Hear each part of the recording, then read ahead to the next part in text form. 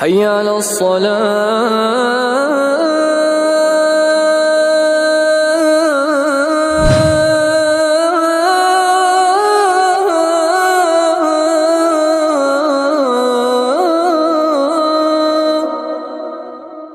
إن الحمد لله نحمده ونستعينه ونستغفره ونعوذ بالله من شرور أنفسنا ومن سيئات أعمالنا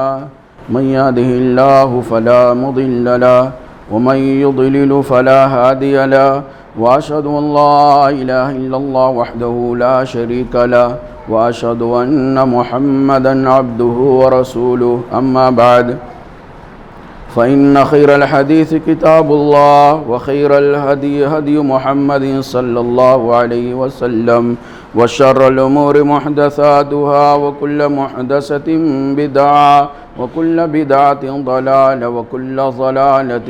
في النار فأعوذ بالله السميع العليم من الشيطان الرجيم من همزه ونفخه ونفثه بسم الله الرحمن الرحيم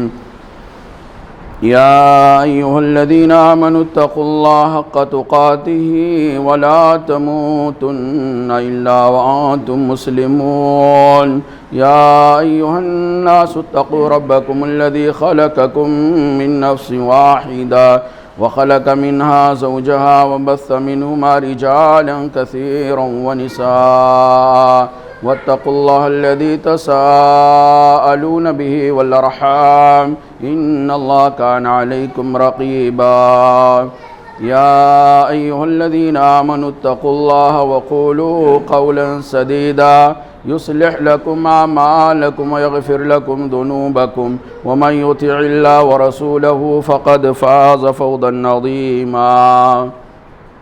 وقال الله تبارك وتعالى في مقام آخر بسم الله الرحمن الرحيم ولله على الناس حج البيت من استطاع إليه سبيلا اللهم صل على محمد وعلى آل محمد كما صليت على إبراهيم وعلى آل إبراهيم إنك حميد مجيد اللهم بارك على محمد وعلى آل محمد كما باركت على إبراهيم وعلى آل إبراهيم إنك حميد مجيد اللهم انفعني بما علمتني وعلمني ما ينفعني وزدني علما اللهم آت نفسي تقواها وزكها أنت خير من زكاها أنت وليها ومولاها محترم بزرگوں، قابل احترام اسلامی بھائیوں اور پیارے بچوں، آج کے خطبہ جمعہ کے اندر انشاءاللہ حج کی اہمیت اور اس کی فضیلت سے متعلق کچھ باتیں آپ تمام بھائیوں کے سامنے عرض کرنے کی کوشش کروں گا۔ اللہ رب العالمین سے دعا ہے کہ اللہ تعالی ہمیں اس عنوان کو صحیح طور سے سمجھانے کی اور ہم سب کو اس عنوان کے تئیں سمجھ کر کے اپنی اپنی ذمہ داریوں کو ادا کرنے کی توفیق عطا فرمائے، آمین یا رب العالمین۔ اس سے پہلے کہ میں عنوان کو آگے بڑھاؤں، دو گزارش میں آپ سے کرنا چاہتا ہوں۔ پہلے یہ کہ ہمارے وہ احباب جو بچوں کے ساتھ آتے ہیں، خاص طور سے بہت چھوٹے بچے ہیں، ان سے میری گزارش ہے کہ وہ بچوں کے ساتھ میں رہیں، مسجد کے کونے میں یا اسی طرح اوپر والے حصے میں آپ بچوں کے ساتھ رہیں، تاکہ آپ کے بچوں کی وجہ سے دوسرے کے جمعہ کے اندر خلل نہ پیدا ہو۔ بچے تو ہوتے ہی بچے ہیں، لیکن آپ کے پاس رہیں گے، ان کو سمجھا کے لائیں، اور ان کے پاس میں رہیں گے تو انشاءاللہ وہ آپ کی باتوں کا لحاظ کر کے یا آپ کا کچھ بھی کر کے وہ دوسروں کو ڈسٹرب نہیں کریں گے۔ دوسری جو گزارش ہے وہ یہ کہ عام طور سے اکثر یہ دیکھنے میں آتا ہے کہ ہمارے بہت سارے احباب جو مسجد میں اس وقت آتے ہیں جمعہ کے دن جب اذان ہوتی ہے تو کھڑے ہو کے اذان کا جواب دیتے ہیں اور انتظار کرتے ہیں جب اذان ختم ہو جائے گی، جواب دے لے جائیں گے، دعائیں پڑھ لیں گے، پھر سنت ادا کریں گے۔ یہ طریقہ صحیح نہیں ہے۔ جب بھی آپ مسجد میں آئیں جمعہ کے دن اور اذان ہو رہی ہو تو آپ چونکہ ایک وقت میں دو عبادت جمع ہو گئی ہے، ایک ٹائم پہ ایک وقت میں دو عبادت جمع ہو گئی ہے، اور دونوں کو اسی وقت میں سیم نہیں کیا جا سکتا ہے۔ یعنی آپ کو اذان کا جواب بھی دینا یہ بھی ایک عبادت ہے، اور آپ مسجد میں آئے ہیں تو آپ کو 2 رکعت کم سے کم پڑھنا بھی ہے، یہ بھی عبادت ہے، اور اس کے بعد فوراً آپ کو خطبہ جمعہ کے اندر بھی سننا ہے، خطبہ جمعہ کے اندر شریک ہونا اور سننا ہے۔ تو اگر ان اعمال کی ترتیب ہم بناتے ہیں تو پتہ یہ چلتا ہے کہ جمعہ کا خطبہ سننا یہ فرض ہے، واجب ہے، ضروری ہے۔ اسی طرح تحیۃ المسجد پڑھنا یہ بھی ضروری ہے، لیکن اذان کا جواب دینا ایسے ٹائم پہ جبکہ اذان ہو رہی ہو اور جمعہ کی اذان ہو رہی ہو تو آپ اذان کا جواب میں نہ لگیں، بلکہ آپ سنت پڑھ ڈالیں، کیونکہ اس کے بعد جو آپ کے لیے ضروری ہے وہ جمعہ کا خطبہ سننا ہے۔ اس لیے ہمارے وہ احباب جو جمعہ کے اذان کے ٹائم پہ آتے ہیں اور کھڑے ہو کے انتظار کرتے ہیں کہ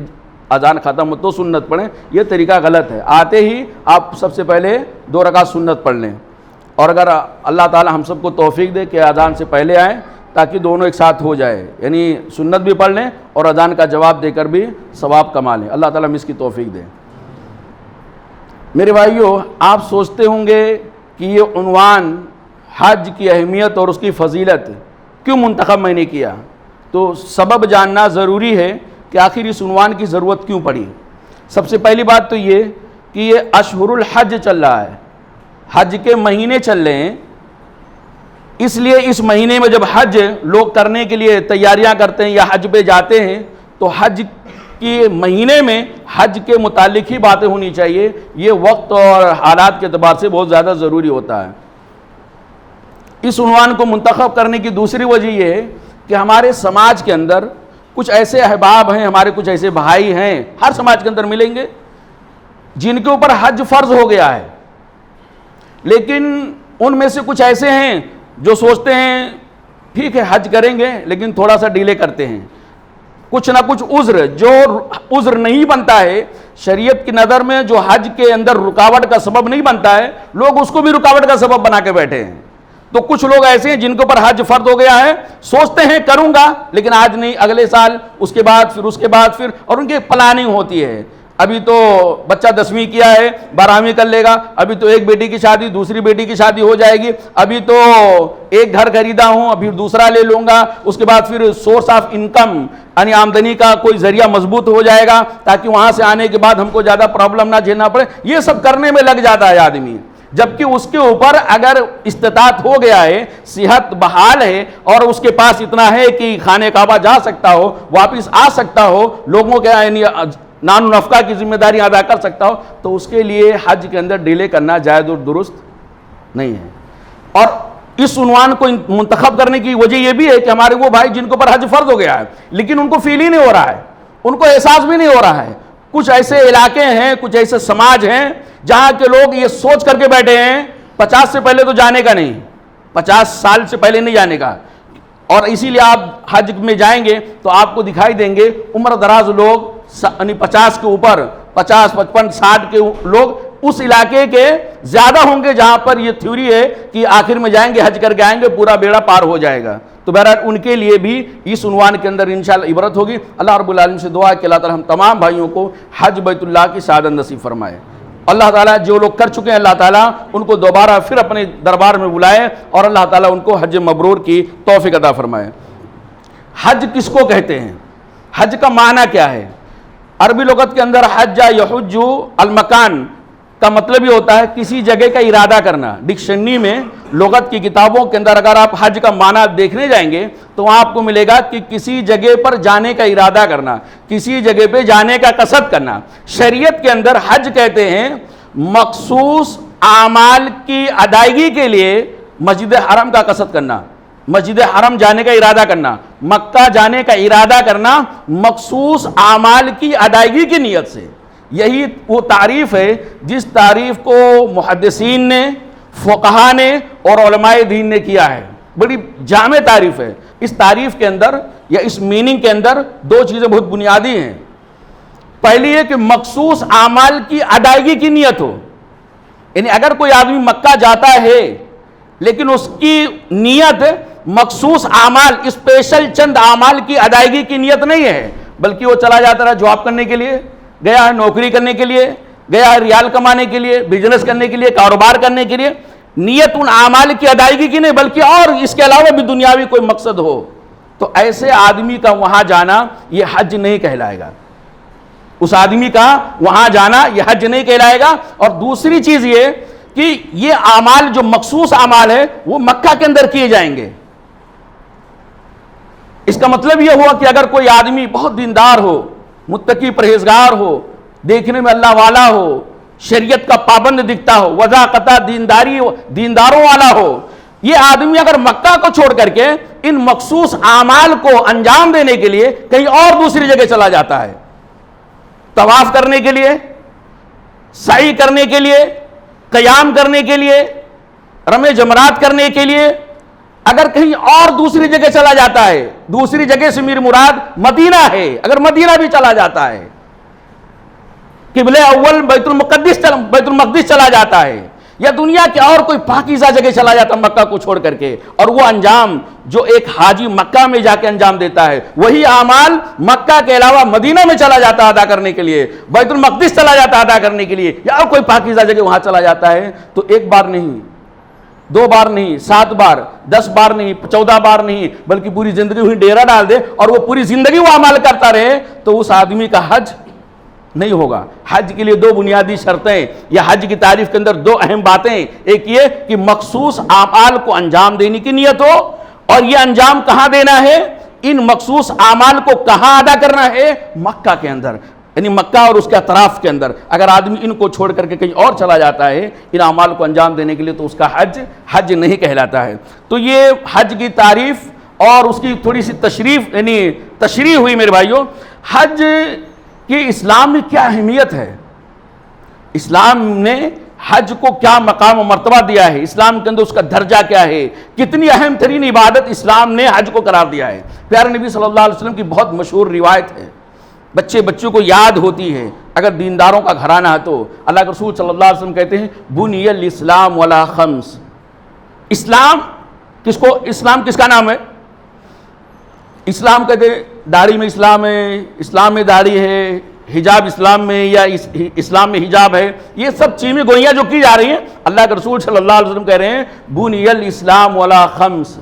اسلام کی جو بنیاد ہے وہ 5 چیزوں پر ٹکی ہوئی ہے۔ اسلام ایک بلڈنگ ہے، اسلام ایک عمارت کا نام ہے، وہ عمارت جو رکی ہوئی ہے، جو ٹھہری ہوئی ہے، جو اس کا پلر ہے، جو اس کا کھمبا ہے، 5 چیزیں ہیں۔ کوئی بلڈنگ تو صرف کھمبے پہ نہیں ہوتی ہے، صرف کھمبا ہو، صرف پلر ہو اس کو ہم بلڈنگ کہیں گے نہیں، اس کے اندر اور چیزیں ہوتی ہیں، دیواریں ہوتی ہیں، اینٹیں ہوتی ہیں،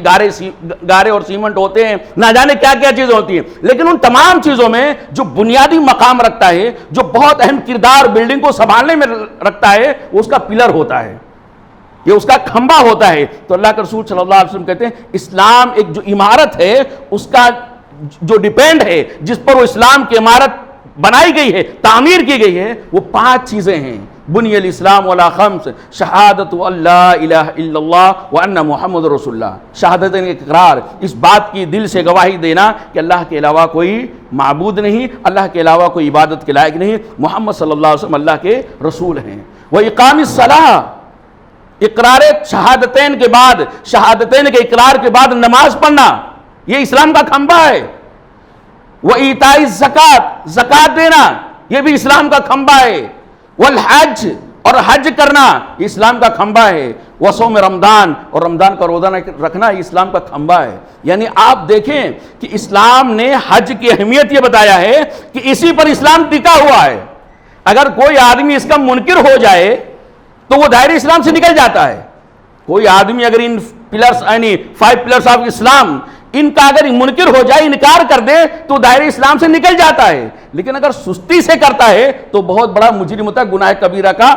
مرتکب ہوتا ہے۔ تو اللہ کے رسول صلی اللہ علیہ وسلم نے اس حدیث کے اندر بتایا کہ حج جو ہے نا اسلام کا ایک بنیادی کھمبا ہے، اس کو آدمی کو ہلکے میں نہیں لینا چاہیے۔ اگر حج نہیں کر رہا ہے، استطاعت رکھنے کے باوجود حج کرنے کے لیے نہیں جا رہا ہے، اس کے دل کے اندر کروٹیں نہیں بدل رہی ہیں، تمنائیں نہیں جاگ رہی استطاعت ہونے کے باوجود، تو وہ اس کو معمولی نہ سمجھے، وہ سمجھ جائے کہ اسلام کا جو ایک کھمبا ہے اس کھمبے کو ہتھوڑے سے گرانے کا جرم کر رہا ہے۔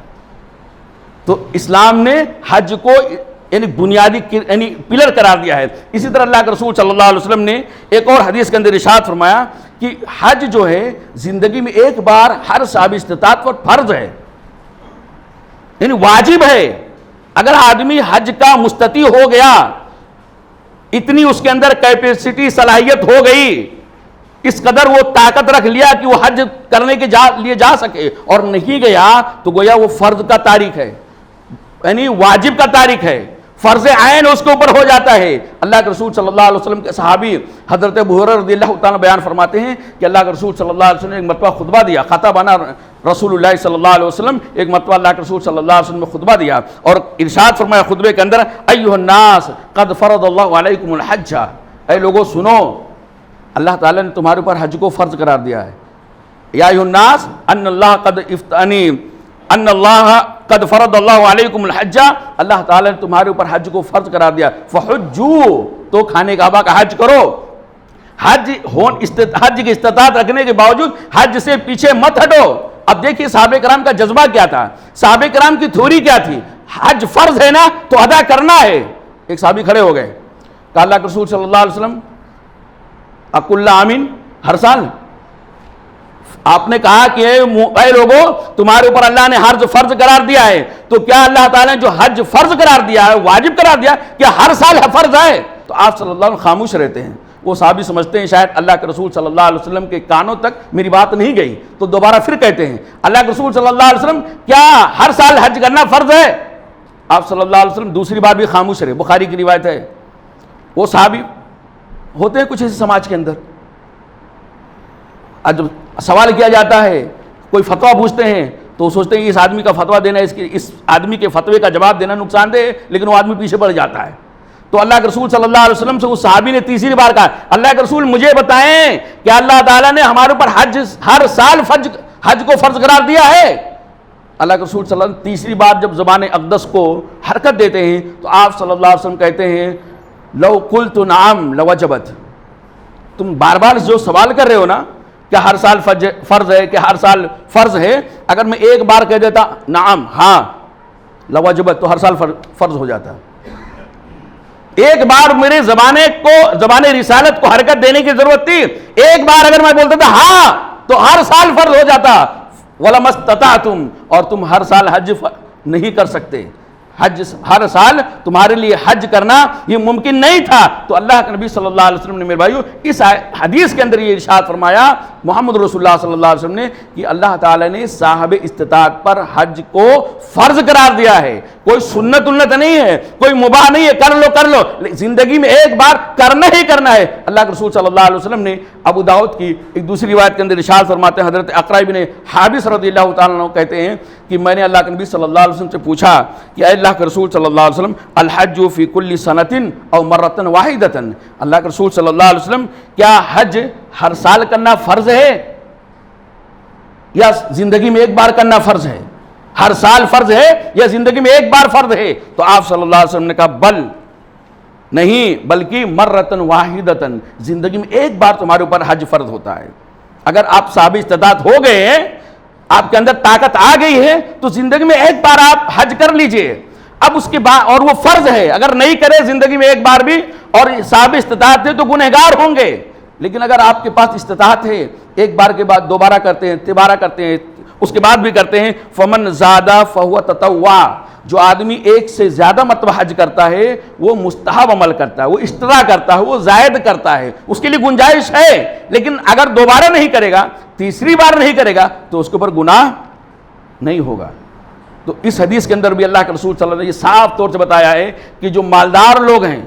جو صحت یاب لوگ ہیں، جن کو اللہ تعالیٰ نے بیک وقت دونوں نعمتیں دیا ہے، بہت کم لوگوں کو ملتی ہیں،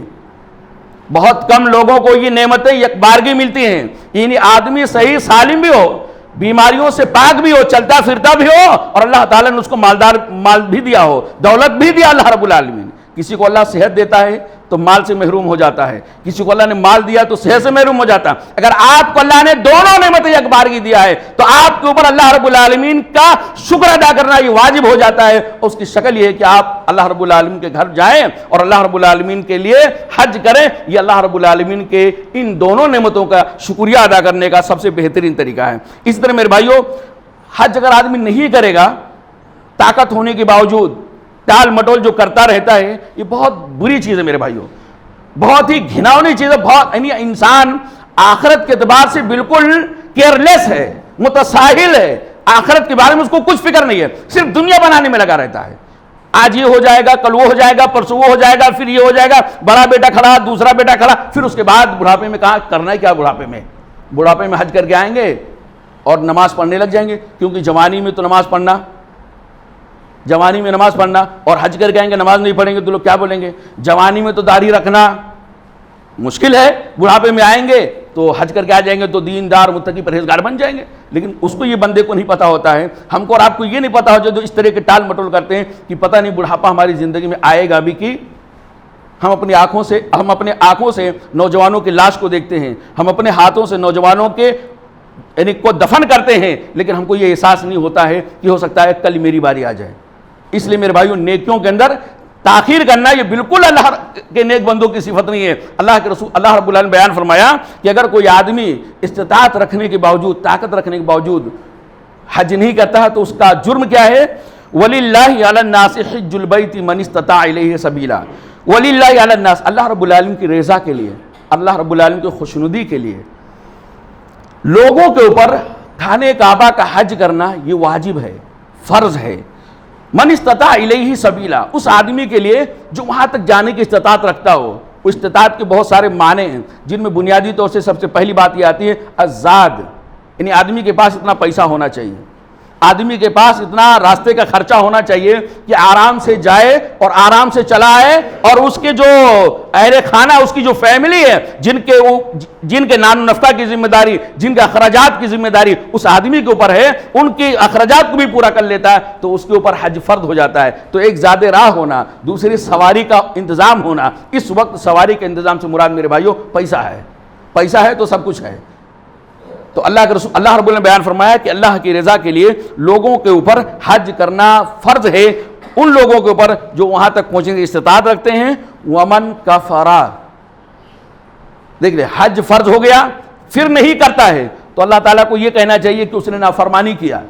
حج اس کے اوپر فرض ہے، نہیں کر رہا ہے تو گویا وہ اس کو اللہ تعالیٰ کو یہ کہنا چاہیے اس نے نافرمانی کیا، اس نے میرے حکموں کو توڑا۔ لیکن اللہ نے جو لفظ استعمال کیا ہے، حج فرض ہونے کے بعد بھی آدمی نہیں کرتا ہے، تو اللہ تعالیٰ نے جو لفظ استعمال کیا، کہا ومن کفر، اور جو کفر کا رویہ اختیار کرتا ہے،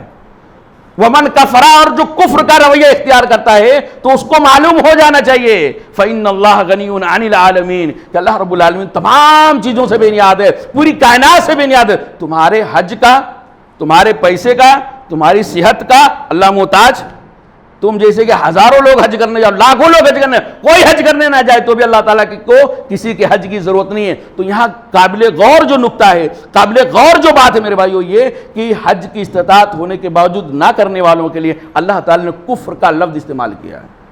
اتنا خطرناک لفظ اللہ تعالیٰ نے استعمال کیا ہے۔ تو یہ حج کی اہمیت کے متعلق تین باتیں میں نے آپ کے سامنے رکھا۔ ایک یہ کہ حج اسلام کا ایک بنیادی رکن ہے، اسلام کا ایک بنیادی پلر ہے جس میں اسلام کی عمارت ٹکی ہوئی ہے۔ دوسرا، حج یہ زندگی کے اندر ایک مرتبہ فرض ہوتا ہے، اور تیسرا یہ کہ اگر آدمی استطاعت ہونے کے باوجود نہیں کرتا ہے تو وہ گنہگار ہوتا ہے، بلکہ اس کے لیے اللہ کے رسول اللہ رب العالمین نے کفر کا لفظ استعمال کیا۔ اس کے بعد میرے بھائیوں، حج کے فضائل کیا ہیں،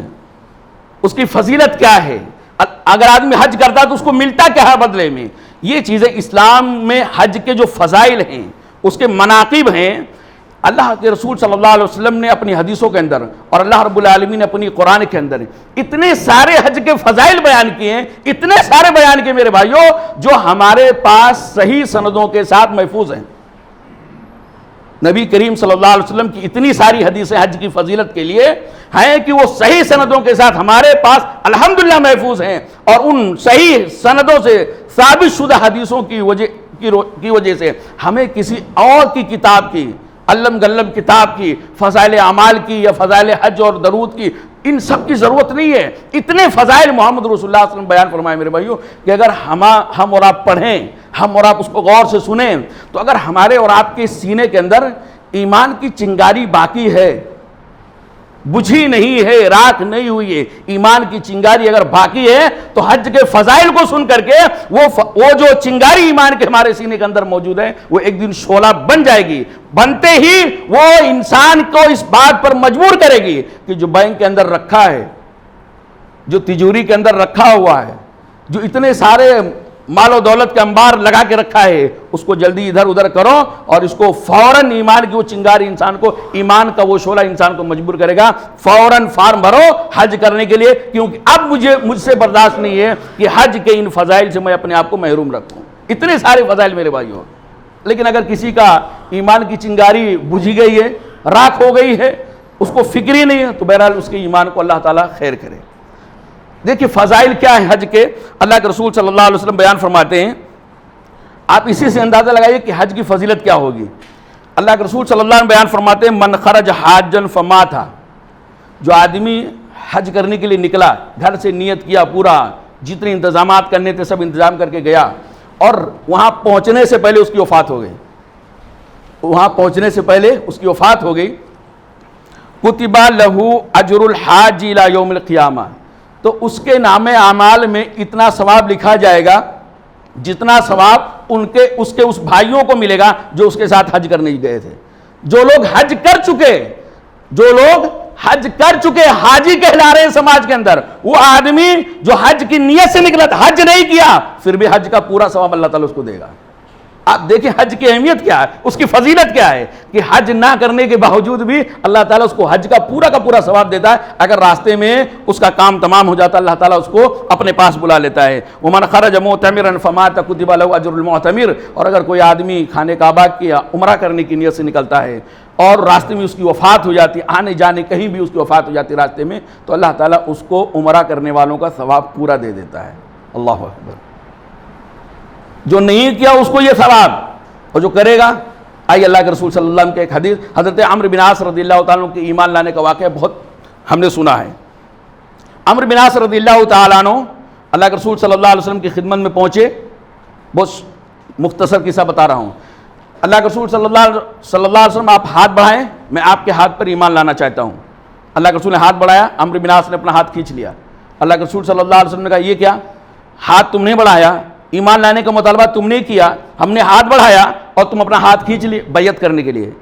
ہاتھ پر ہاتھ رکھ کے بیعت کرتے اور مسلمان ہوتے اللہ کے رسول صلی اللہ علیہ وسلم کے ہاتھوں پر۔ اللہ کے رسول صلی اللہ علیہ وسلم نے کہا ہاتھ تم نے بڑھانے کا مطالبہ کیا تھا، ہم نے ہاتھ بڑھایا، تم نے اپنا ہاتھ کھینچ لیا۔ عمرو بن عاص رضی اللہ تعالیٰ نے کہا اللہ کے رسول صلی اللہ علیہ وسلم میری ایک شرط ہے، میں اسلام نہیں لا سکتا اس وقت تک جب تک میری یہ شرط پوری نہیں ہوگی۔ اگر یہ شرط میری پوری ہو رہی ہے، آپ ضمانت دیتے ہیں کہ میری وہ شرط پوری ہو جائے گی، تو پھر میں اسلام قبول کرنے کے لیے تیار ہوں، ادروائز مجھے اسلام کی ضرورت نہیں ہے۔ اللہ کے رسول صلی اللہ علیہ وسلم نے کہا بتاؤ تو شرط کیا ہے، اتنا زیادہ غصے میں ہو یا اتنا زیادہ اندر سے ٹوٹے لگ رہے ہو، کیا بات ہے، شرط کیا لگانا چاہیے، اسلام لانے کے لیے بھی کوئی شرط؟ اللہ کے رسول صلی اللہ علیہ وسلم کے صحابی حضرت عمرو بن عاص رضی اللہ عنہ نے کہا اللہ کے رسول صلی اللہ علیہ وسلم میری شرط یہ ہے کہ آج سے پہلے جو میں نے گناہ کیا، جو غلطیاں کیا، زمانے جاہلیت میں تھا، شرک میں تھا، کفر کے اندر تھا، میرے دوست ایسے تھے، میرا پورا نیٹ ورک ایسا تھا، تو بہت سارے گناہ کیے ہیں اللہ کے رسول صلی اللہ علیہ وسلم، اب ان گناہوں کا میرے کیا ہوگا اگر میں مسلمان ہو گیا تو؟ اگر میں مسلمان ہو گیا آئندہ کی زندگی میری سنبھل جائے گی، آئندہ میں ضمانت دے سکتا ہوں کہ گناہ نہیں کروں گا، پاپ نہیں کروں گا، اللہ کے حکموں کو نہیں توڑوں گا، آپ کی نافرمانی نہیں کروں گا، لیکن جو پچھلا ریکارڈ میرا تھا اس کا کیا ہوگا، مجھے اس کا یعنی کلیئر چاہیے اللہ کے رسول صلی اللہ علیہ وسلم۔ تو اللہ کے نبی صلی اللہ علیہ وسلم اتنی چھوٹی شرط، اے عمرو بن عاص رضی اللہ عنہ تم کو پتہ نہیں ہے کہ ان الاسلام یہدم ما کان قبلہ،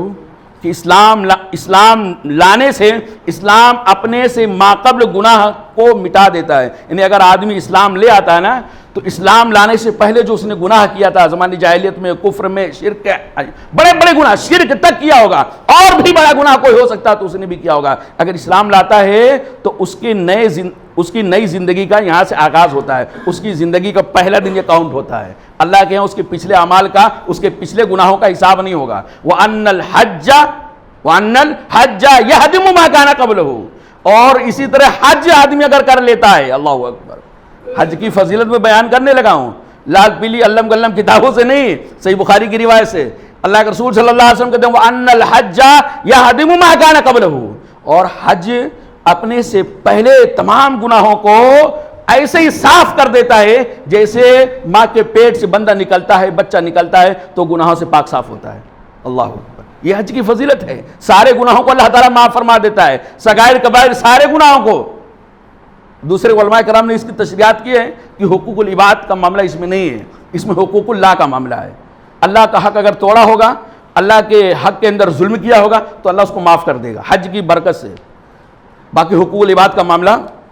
ہم اور آپ اچھے سے اس کو جانتے ہیں۔ تو حج کی فضیلت یہ ہے کہ آدمی حج کر لیتا ہے تو حج کی وجہ سے اس کے پچھلے تمام گناہوں کو اللہ رب العالمین معاف کر دیتا ہے۔ میرے بھائیو، تیسری چیز یہ کہ آپ دیکھیں، اگر راستے میں مر گیا تو اس کو حج کا ثواب مل گیا، اگر وہ حج کر لیا تو اس کے پچھلے تمام گناہوں کو اللہ تعالیٰ نے معاف کر دیا۔ اللہ کے نبی صلی اللہ علیہ وسلم ایک حدیث کے اندر ارشاد فرماتے ہیں کہ بینما رجل واقف، ایک مرتبہ اللہ کے رسول، ایک ہی مرتبہ اللہ کے رسول نے حج کیا ہے، وہی آپ کا پہلا حج، وہی آپ کا آخری حج۔ اللہ کے نبی صلی اللہ علیہ وسلم عرفہ کے میدان میں وقوف کیے ہوئے ٹھہرے ہوئے ہیں۔ ایک صحابی جو آپ صلی اللہ علیہ وسلم کے ساتھ حج میں شریک تھے، وہ اپنی سواری پر سوار تھے، اتفاقاً ان کی سواری نے ان کو نیچے گرا دیا، اور پھر اسی نیچے گرنے کی وجہ سے اس آدمی کا یا اس حاجی صاحب کا انتقال ہو جاتا ہے۔ اللہ کے رسول صلی اللہ علیہ وسلم کو خبر ہوتی ہے تو آپ صلی اللہ علیہ وسلم اس کے پاس جاتے ہیں اور اللہ کے رسول صلی اللہ علیہ وسلم کہتے ہیں ان کو غسل دے دو، ان کو غسل دے دو بحری کے پانی سے، اسی طرح ان کو 2 کپڑوں کے اندر کفن دو، وَكَفِّنُوهُ فِي ثَوْبَيْنِ، ان کو 2 کپڑوں کے اندر کفن دو۔ کتنے کپڑوں میں کفنایا جاتا ہے؟ 3۔ کتنے کپڑوں میں؟ 3۔ لیکن اللہ کے رسول صلی اللہ علیہ وسلم کہتے ہیں ان کو 2 کپڑوں میں کفنا دو، کیونکہ حاجی جو کپڑا پہنتا ہے وہ عام طور سے 2 ہی ہوتا ہے، ایک لنگی کے طور پہ اور ایک لپیٹ لیتا ہے چادر کے طور پہ۔ تو اللہ کے نبی صلی اللہ علیہ وسلم کہتے ہیں ان کو 2 کپڑوں کے اندر کفنا دو، اور ان کو خوشبو مت لگاؤ، ان کو سر کو مت ڈھانکو۔ میت کو خوشبو لگایا جاتا ہے، اس کے سر کو، اس کے بدن کے سارے حصوں کو ڈھانکا جاتا ہے، لیکن اللہ کے نبی صلی اللہ علیہ وسلم کہتے ہیں اس کو نہ خوشبو لگانا اور نہ ان کے سر کو ڈھانکنا، کیونکہ اللہ رب العالمین قیامت کے دن ان کو جب ان کے قبر سے اٹھائے گا، لوگوں کا اپنا اپنا مزاج ہوگا قبر سے اٹھنے کا، جو جس حالت میں گیا ہوگا اسی حالت میں اٹھے گا۔ لیکن یہ بندہ جو ابھی عرفات کے میدان میں حج کی نیت سے نکلا تھا، وقوف عرفہ کیا تھا، اس کا انتقال ہو گیا، قیامت کے دن جب اللہ تعالیٰ اس کو اٹھائے گا تو وہ تلبیہ پکارتا اٹھائے گا، لبیک اللہم لبیک، اللہ میں حاضر ہوں، دنیا میں تیرے گھر میں حاضر تھا، آج تیرے میدان میں محشر میں حاضر ہوں، تیرے حکم پر حاضر ہوں، لبیک، یعنی وہ تلبیہ پکارتے ہوئے گئے گا۔ یہ حج کے فضائل میں میرے بھائیو، اور حج کے فضائل آپ دیکھیں، اللہ کے رسول صلی اللہ علیہ وسلم کہتے ہیں الحج المبرور لیس لہ الجزاء الا، حج مبرور کا بدلہ کچھ نہیں سوائے جنت کے۔ یعنی اللہ کے رسول نے صلی اللہ علیہ وسلم نے یہ نہیں کہا کہ حج مبرور کا بدلہ جنت ہے، یہ تو عام طور سے آسان لفظوں میں ترجمہ کریں، لیکن حدیث کے الفاظ دیکھیں، الحج المبرور، حج مبرور لیس لہ جزاء، کوئی بدلہ نہیں ہے۔ حج مبرور کا صحیح طور سے کما حقہ، حج مبرور کرنے والے حاجی کو کوئی بدلہ دیا ہی نہیں جا سکتا، کچھ بھی اس کو دے دیا جائے تو بھی اس کے حج مبرور کا بدلہ کما حقہ نہیں ہو سکتا ہے۔ کما حقہ حج مبرور کرنے والے کو اگر بدلہ دیا جا سکتا ہے تو جنت کی شکل میں دیا جا سکتا ہے۔ اللہ اکبر، حج مبرور۔ اب سوچتا ہوں کہ حج مبرور کس کو کہتے ہیں اور حج مبرور کرنے کے لیے کیا طریقہ ہے؟ علماء کرام نے کہا حج مبرور یہ ہے کہ آدمی ایسا حج کرے جس حج کے اندر کوئی گناہ کا کام نہ کرے، کوئی معصیت کا کام نہ کرے۔ اب یہ سب حلال کمائی سے جائے، دوسروں کے حقوق ادا کر کے جائے، کسی کا غبن کر کے نہ جائے، یہ ساری چیز اس کے اندر آتا ہے۔ لیکن ایک سوال یہ پیدا ہوتا ہے کہ پہچان کیسے ہوتی ہے؟ کیسے پہچانیں گے کہ حاجی صاحب آئے ہیں تو حج مبرور والے حج مبرور کر کے آئے ہیں یا حج کچھ اور کر کے آئے ہیں؟ تو حج مبرور جس کا بدلہ اللہ کے رسول صلی اللہ علیہ وسلم نے کہا جنت ہے، وہ پہچان کیسے جائے گا؟ اس کی علامت، اس کی نشانی کیا ہے؟ تو اس سے بہت آسان نشانی ہے، بہت آسان پہچان ہے میرے بھائیو، وہ یہ کہ ہم اور آپ دیکھیں کہ جو آدمی حج کر کے آیا ہے اس کی اب زندگی کیسے گزر رہی ہے۔ بہت آسان طریقہ ہے حج مبرور پہچاننے والے کو۔ آپ اپنے حج کو بھی چیک کر سکتے ہیں، دوسرے کے بھی حج کو چیک کر سکتے ہیں کہ ان کا حج مبرور ہوا کہ نہیں ہوا۔ وہ کیا طریقہ ہے؟ حاجی صاحب حج کر کے آئیں تو اب یہ دیکھنا کہ حاجی صاحب کی زندگی حج کے بعد کیسی گزر رہی ہے۔ پہلے بے نمازی تھے، حج کر کے آئے پھر بھی بے نمازی ہیں۔ حاجی صاحب حج کرنے سے پہلے سودی کاروبار کے اندر ملوث تھے، پیش تھے، لیکن حج سے واپس آنے کے بعد بھی اسی کاروبار کے اندر مبتلا ہیں۔ حاجی صاحب حج کرنے سے پہلے بھی بے ایمان تھے، ڈانڈی مار تھے، دوسروں کا سامان غصب کر لیا کرتے تھے، دوسروں کے حقوق کو ادا نہیں کرتے تھے، حج کرنے کے بعد بھی ویسے آئے ہیں۔ حج کرنے کے بعد بھی ان کی طرز زندگی ویسے ہے جیسے حج سے پہلے تھے، حج کے بعد بھی ایسے ہیں. تو آپ سمجھ جائیے ان کا سب کچھ ہو سکتا ہے لیکن حج مبرور تو نہیں ہو سکتا ہے. حج مبرور انسان کی زندگی کے اندر انقلاب لاتا ہے. حج مبرور پہچاننے کا طریقہ یہ ہے کہ حاجی صاحب کی حج کرنے سے پہلے کی زندگی اور بعد کی زندگی بالکل مختلف ہوگی. کتنا بھی آدمی دیندار متقی پرہیزگار حج مبرور سے پہلے ہوگا، حج مبرور کے اندر اس کے اندر اور نکھار پیدا ہو جائے گا. لیکن اگر حج مبرور یعنی حج کرنے سے پہلے آدمی گنہگار تھا، فاسق فاجر تھا، سماج کے اندر مشہور تھا، غلطیاں کرتا تھا،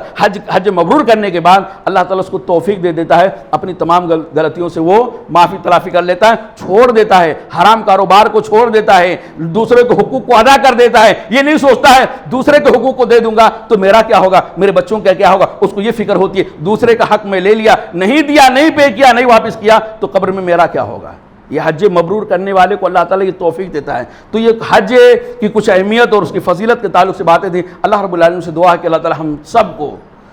ہمارے تمام بزرگوں کو، ہمارے تمام بھائیوں کو، ہماری تمام بچوں کو اللہ تعالیٰ ہم سب کو کم سے کم زندگی میں ایک بار حج مبرور کرنے کی توفیق عطا فرمائے. اگر حج مبرور کی توفیق اللہ مل جائے تو یہ تیرا بہت بڑا احسان ہے. اور حج مبرور کے جو فضائل ہیں اللہ تعالیٰ ہم سب کو اس سے مستفید ہونے کی توفیق عطا فرمائے. جو لوگ اس سال حج کرنے گئے ہیں رب العالمین ان کو صحت و تندرستی کے ساتھ، امن و سکون کے ساتھ حج سے واپس آنے کی توفیق عطا فرمائے اور ان کے حج کو قبول فرمائے. آمین. اقول قولی ھذا استغفر اللہ لی ولکم ولسائر المسلمین فاستغفروہ انہ هو الغفور الرحیم.